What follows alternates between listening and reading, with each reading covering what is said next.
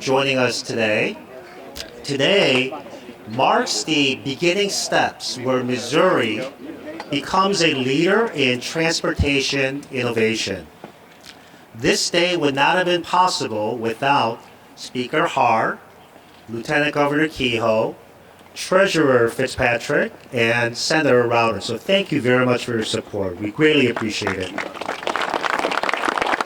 Now for me, it's been a great privilege to serve on the Hyperloop Blue Ribbon Committee established by Speaker Haahr. But we believed from day one that we would get this accomplished and to do it right here in Missouri. Now we all know that to compete in the 21st century, we need to invest in transportation infrastructure and innovation. We also recognize that the crumbling infrastructure is a major problem throughout the United States. This project will embody breakthrough R&D as well as breakthrough training so that we can train the next generation of engineers and professionals to maintain our roads and intermodal transportation. And our 4 universities are very excited to participate.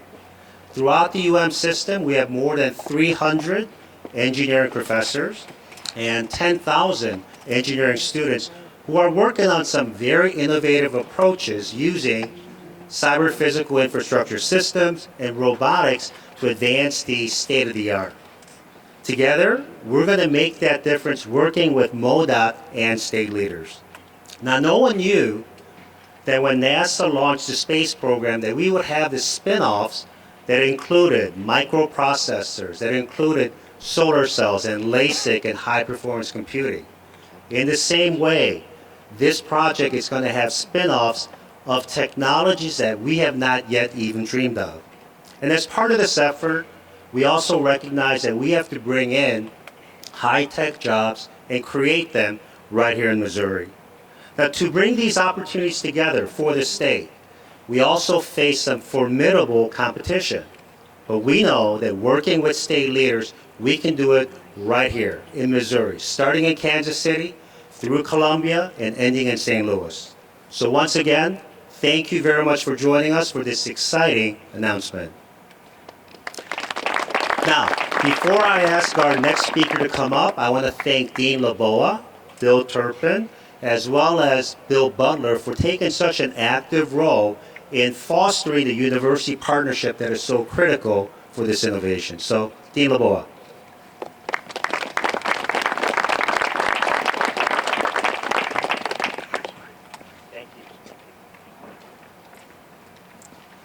Thank you, President Choi, for your kind remarks, and thank you for your leadership and vision as we work together to bring the future of transportation to the Show Me State. Missouri is a state of firsts, a state of vision, a state of progress. Missouri awarded the nation's first contract to build an interstate highway, what we now know as I-44. That same day, just 3 days after President Eisenhower signed the National Highway Bill into law on June 29, 1956, Missouri awarded another contract for what is now I-70. Missouri also played a key role in the early stages of the United States space program. St. Louis's McDonnell Douglas Aircraft Company built the Mercury space capsules for NASA. Project Mercury, the first U.S. manned space mission, began in 1958, just 2 years after we awarded the first interstate highway contract.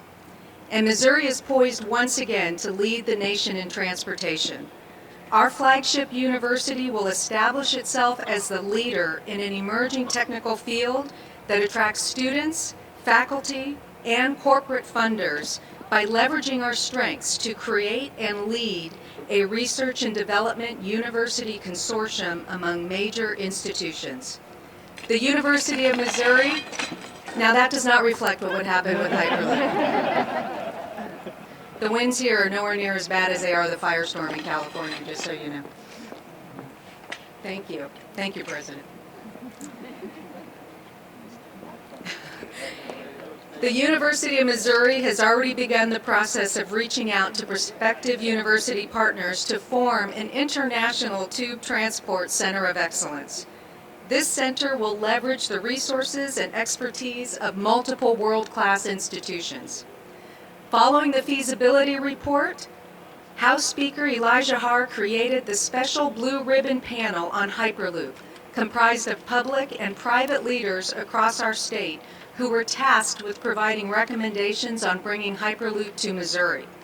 That panel has been meeting since March and is ready to present its findings.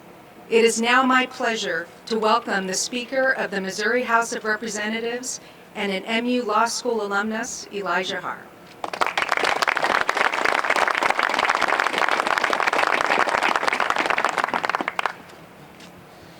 They don't have any remarks written down for me.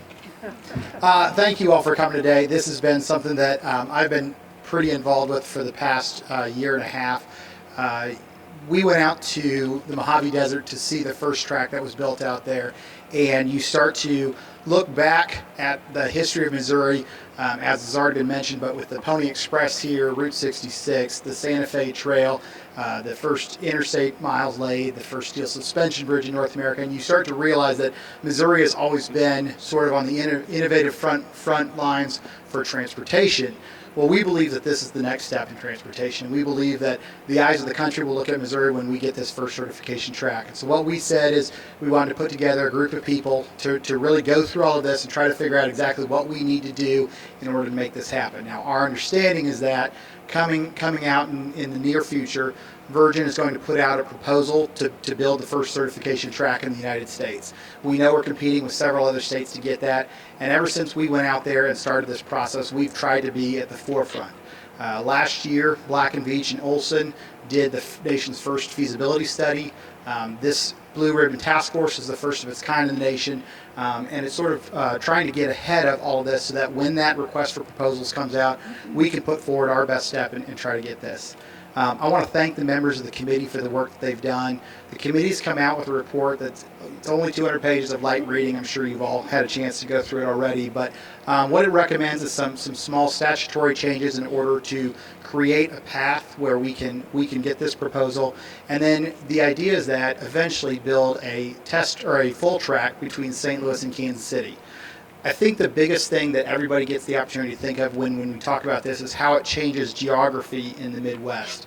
If you could travel from St. Louis to Kansas City in 30 minutes or less, you could live in one city, you could work in the other, and it changes both how we think of where we work, but it also changes where people can live. It would be transformative to the state, it would be transformative to the university, and it would be transformative to everybody who'd be involved. And so with that, I would like to welcome the next speaker and the person that I tasked to lead the Blue Ribbon panel, and that's Lieutenant Governor Mike Kehoe.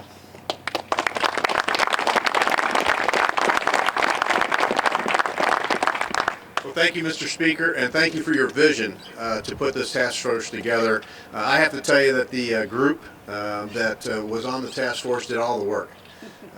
Elijah asked me to do it, and when he asked me, I said, Mr. Speaker, I don't want to do that. I'm for fixing our roads and bridges that we have right now. And he said, so am I. But we got to think about what's in the future. And since he's a young guy and I'm the old guy, I immediately start talking about this, and actually when we launched this, I kind of don't want Missouri to be the stagecoach builder of the 1840s. When they said, we're going to build a railroad from New York to California, and the stagecoach builder said, that will never happen, we're going to keep building stagecoaches.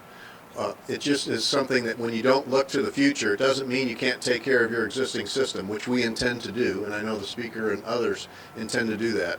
But you do want to be on the forefront of where we're going. And I think that what the work the Blue Ribbon panel has done, the relationship they built with Virgin, the trips they've made out there, and the university's involvement, certainly Dr. Choi, I appreciate your leadership and the folks from your team's leadership, and not only including the university, but other education research partners to find out how we can go to the next step and make sure Missouri stays in the forefront of the transportation system and transportation technology, all while doing what we talk about all the time, training our future leaders on what the future holds for them and making sure they're ready for those jobs as they become available. And I think when you partner up with a great institution like the university and they use assets and relationships they have along with what the Blue Ribbon panel was able to come up with for recommendations, Missouri stays in the forefront of that transportation technology. And as I said in the press release, and this is kind of what sometimes in life you learn, there's really no prize for second place. So first place is where we want to be, and that's where we intend to land. And I just want to again thank the panel, thank the university and the speaker for their leadership in bringing this forward. Am I supposed to introduce somebody now? No. Should I? Are you? Well, I'm supposed to, but you're the one. The dean is going to introduce. Dean. I knew the speaker messed it up. I didn't want to. Thank you, Lieutenant Governor Kehoe. It's truly an exciting day in Missouri, and I'm pleased to welcome another Mizzou alumnus to the podium, a graduate of the Trulaske College of Business, State Treasurer Scott Fitzpatrick.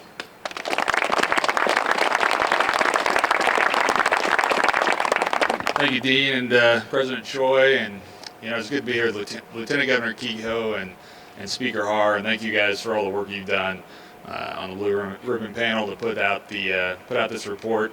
And this is really a transformational opportunity for the state of Missouri, and that's why I'm here today. I'm here to show my support as state treasurer, and I'm looking forward to working on the next steps with members of the legislature as well as the executive branch as the RFP prepares to come out. But when you think about Hyperloop and kind of Missouri in general and what it can mean, as has been said, Missouri is we're right in the center of the country. We're the connection to the west and the east. And, we were in Kansas City before this, and you look at Kansas City and what Kansas City has become, and it wouldn't have happened but for what is now the Buck O'Neill Bridge being built. It was the first crossway in the area from the Missouri River. And I think Hyperloop kind of represents that same opportunity. If we can be first, what that could mean to Missouri as a whole and what would become an economic region between Kansas City and St. Louis with Columbia and the University of Missouri right in the center of it.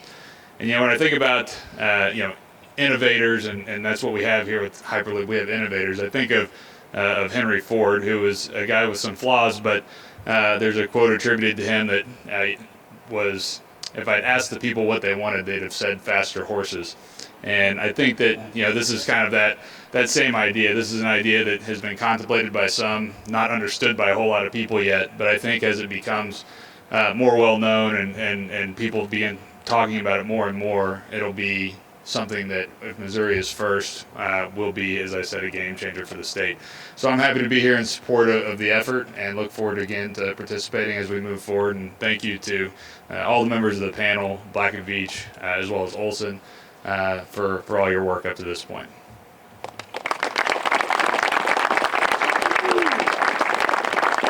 Thank you, Treasurer Fitzpatrick. Our next speaker represents the counties of Boone and Cooper, both of which could house large sections of the Hyperloop track between St. Louis and Kansas City.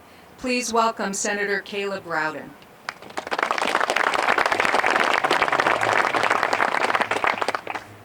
Well, it's a pleasure to be here. Thank you so much for being here today and sharing this great opportunity. It's a pleasure to house you and welcome you to the 19th Senate District.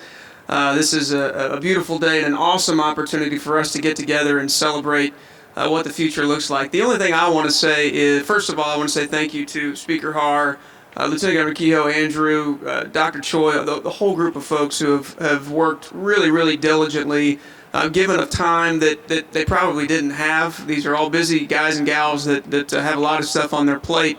But one thing that sticks out to me in this situation is, we talk a lot about in the political realm today. We talk a lot about partisanship. We talk a lot about bickering. We talk a lot about how there are a lot of problems and there aren't a lot of solutions. This is one of those kind of special instances where the public sector and the private sector and business and commerce and everybody, the universities, research capacity, research facilities come together and understand the tremendous importance and the tremendous opportunity that lies together. And the questions weren't about partisanship. The questions were how do we move forward? And so there are a lot of people who are at this table working together, talking every single day to figure out how we can bring this incredible opportunity to Missouri. And it really is something to celebrate. We don't know if we're going to get it. There certainly will be mistakes made along the way. This is something that we're all learning as we go. But, you know, one thing that has always been generally frustrating to me in the political spectrum is we never think far enough ahead. I say I got into politics, and I absolutely did, because I care about what the next generation is, what kind of world they're going to live in. I have 2 young kids, and so we say that, but then a lot of the decisions that we make are very short-sighted and very just thinking about, okay, well, how do I win re-election? This isn't a win re-election, you know, sort of conversation. This is a generational, transformative conversation that there's not a lot of upside for us as politicians to really engage in, because we're going to be long gone before we see this thing. But that's what makes it even more special, and something that really is a tremendous thing to be a part of. So again, thank you to Speaker Haahr and the crew for the work that you're doing. This is a great opportunity, and I look forward to the future in Missouri.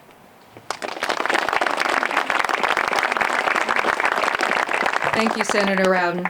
At the beginning of this wonderful event, I complimented President Choi for his vision and leadership on the Hyperloop initiative.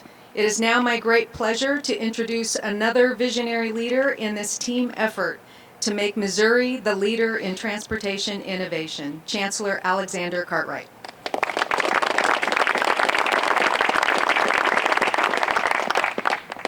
Thank you, Dean Loboa. I'm not sure what all I can say that hasn't been said before, but I do think it's symbolic that we're doing it here.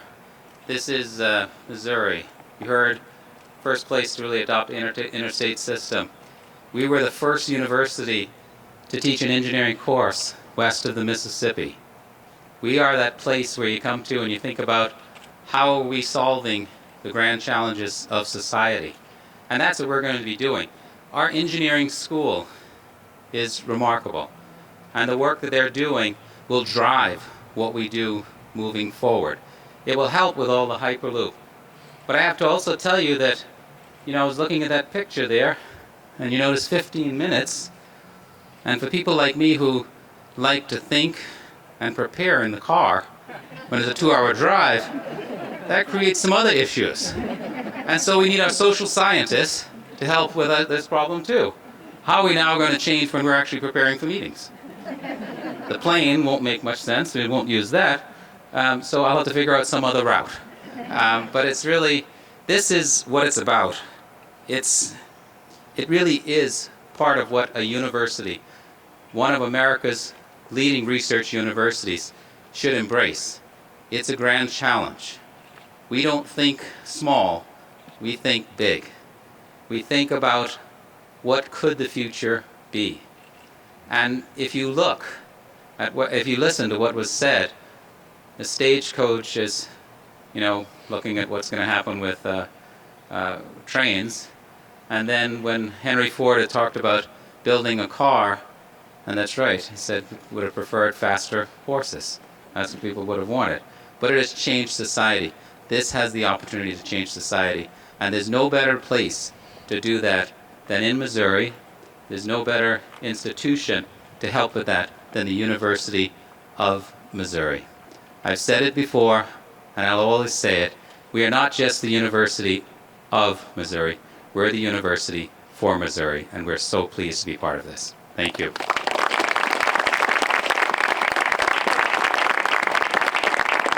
Everybody for coming out today. We'd like to invite the speakers back up to the podium, because now what we're going to do is have a bit of a Q&A. We're going to start with the media, but if I can get the speakers to come up to the podium, anyone who had a speaking role this afternoon. And then what I'd like to do is open up to questions to the media. For sure, as you're asking your questions, please wait till we get the microphone to you. This is being live streamed, and we want to make sure we get them all on sound. Mark? Speaker Haahr, my question for you is, your report is out, what'd you say, like 200 pages.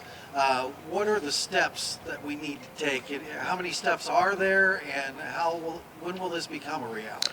So there's some statutory steps that we need to take. We envision the Hyperloop as being a public-private partnership, but right now that's not contemplated in the statute. There also may be some regulatory changes we need to do. looking at the use of easements right now. Again, when those were created, we did not contemplate this type of technology.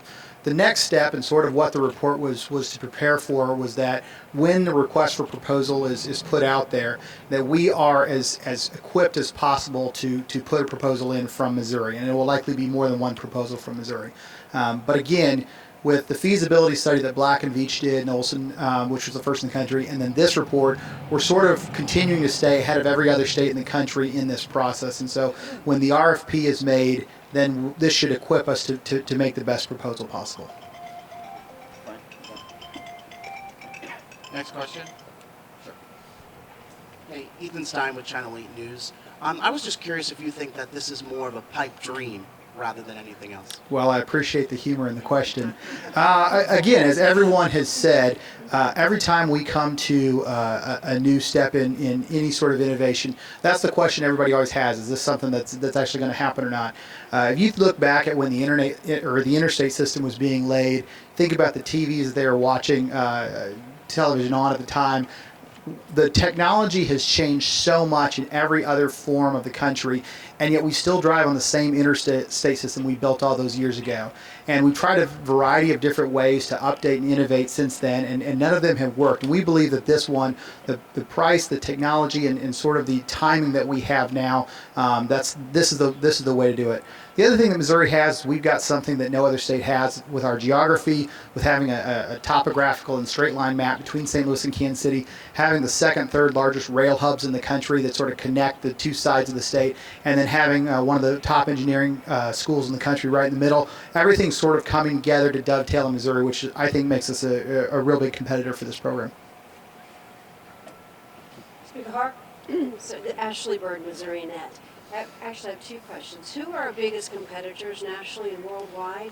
And with the very most conservative $2 billion that we lack in regular transportation infrastructure funding, how are we going to make this happen?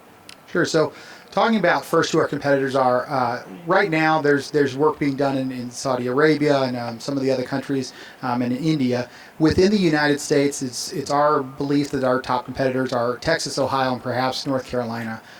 They've been sort of involved in this process for as long as we have. The difference is that we continue to be first in each one of these sort of test phases. The feasibility study, now the Blue Ribbon panel. We continue to pace the field, but there is obviously a lot of competition, and they're in states that are being very aggressive. As far as the funding of transportation, a few parts of that. One, the legislature this year put new money into transportation for the first time in probably 2 decades. We put general revenue in. You issued a bond, and we also were able to leverage some federal funds, all combining to about a $500 million investment, which is the first new money into MoDOT in about 20 years. So we continue to focus on the issues that our roads and bridges face in Missouri, but this is also designed to alleviate that. Once this is built, this will alleviate a significant amount of the strain on I-70 and dramatically cut down the amount of accidents and human costs that we have in our current interstate system. Mr. Speaker, where are we at on educating the public on safety, and how safe is this way of transportation? Because my wife saw it when it was here a couple of weeks ago. She goes, "I'm never going to get on that thing." And obviously, there's going to be a long ramp-up period to that. But anybody who's had a chance to go out to see there's a half-a-kilometer track in the Mojave Desert in Nevada where they did the test trials. You get to go out a chance to see that. You see the technology that they're developing out there, building a certification track that's 12 miles long. We'll continue to do that. You'll see faster speeds, and you'll get a better sense of that. But really what it'll do is it also represents a chance to educate the public on what this will be like. In fact, just before this, we were having a conversation with some of the people from the engineering school about how much safer this will be because it can withstand tornadoes and high winds. This will be a steel tube that essentially is maybe not impervious, but certainly resistant to the types of dangers that cars and automobiles and planes face right now. You talk about the funding. Missourians have rejected every effort to persuade them to give more transportation funding to the Missouri Department of Transportation over the past decade. I can't imagine this could be done without a tax increase. How do you sell something like this to voters? Well, first of all, I slightly quibble that the Missourians have rejected efforts to increase state taxes. We were able to look through our budget and find ways that we could improve state spending on transportation without increasing taxes. We don't know yet what the funding breakdown will be for this because we haven't seen the RFP. Obviously, once we know that, we'll have a better sense of what that funding component will look like. And so at this point, it's probably too early to make those determinations. Now, obviously, it's something that's going to be critical, but that's part of the statutory change to the P3 languages to include that because we believe that there will be a sizable private investment that will happen with this to really get this off the ground. Part of the key risks in the report included not being the first to do this. Would there still be an advantage to being second or third? You know, obviously, we would want that to be a goal, but here's the way we look at it. Once a certification track is built, 12 miles, however long it might be, the first full-length track will be built off of that. And so getting the first certification track means we get the first full track. If we build a route in Missouri that goes St. Louis, Kansas City, then we can go west to Denver in an hour. We can go up to Chicago. We could go north to Minneapolis or south to Atlanta. Being first matters significantly in that. And that's why, again, we were first in feasibility study. We were first in the panel. Our goal is to be first in the RFP. I wonder why you think this is going to revolutionize the way we travel if there's thousands of people that drive on I-70 every day and a pod fits 23 people. So there will obviously be a variety of pods that will be going through the tube at one time. One of the things that the Virgin companies have looked at is where they can build these that will be essentially that they can make enough money off it without having some sort of government assistance. So, for instance, in some of the foreign countries they're looking at connecting cities of 10 million with another city of 10 million such that they can do it without any sort of government funding. Am I not answering the question you had? Yeah, that's exactly what I was going to say. I'm more curious why you think it's going to revolutionize travel with the amount of people that can fit in one pod, not, other countries. Sure. Again, because there'll be several pods going. The other thing is it won't just be people, it'll be rail. And obviously being able to alleviate the strain from doing that, having connecting the two of the three largest hubs in the United States for rail would be, in my mind, transformational on how fast we can move products across Missouri. Other questions? Or questions for any of the other speakers? Is Virgin the RFP to go for at this point, or if that doesn't work, are there other options out there? So there are other companies that are looking at this technology. Virgin is the only company that has built one track so far, and that's a half-kilometer track in the Mojave Desert. There are at least 2 or 3 other entities out there that have discussed the technology or are looking at it. None of them have reached a point where they've built anything yet. So Virgin is the company that we've been working with since the beginning because they're the ones that have been furthest along in the technology. Probably time for one more question if there is one. So if you could clarify, is it the certification track that you're after as the first step, or tell me more? Yeah, that's correct. That's the Blue Ribbon panel recommends that we try to get the certification track. Again, it'd be roughly a 10 to 12 mile track. We would use that as center for R&D.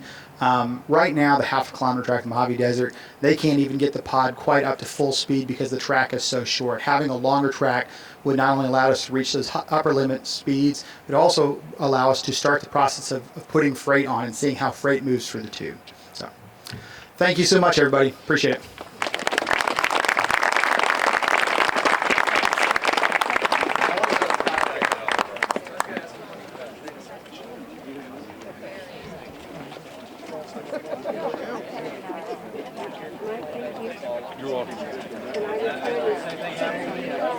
Hope I didn't get in your shot. Sorry.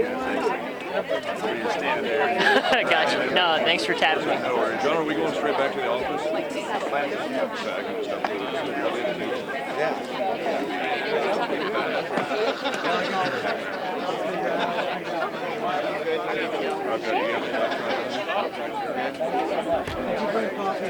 No, there's donuts in the office. Somebody dropped it by this morning. So if you want to grab some, you can. I didn't take any of them. Are you good? I'm great, thanks. Everybody in good shape? Okay. Mike, did everything come through for what you needed? The audio feed wasn't working at the beginning. I don't know why. Really? I tested it before, it was fine. Tested it Friday, it was fine. And then all of a sudden it's not. I don't know. Yeah, it's probably something to do with this. It's Okay. You're welcome. Oh, no worries. Yeah, no, I understand. It's like technology works until it doesn't, and then you're totally screwed. Yeah, I don't blame you. If we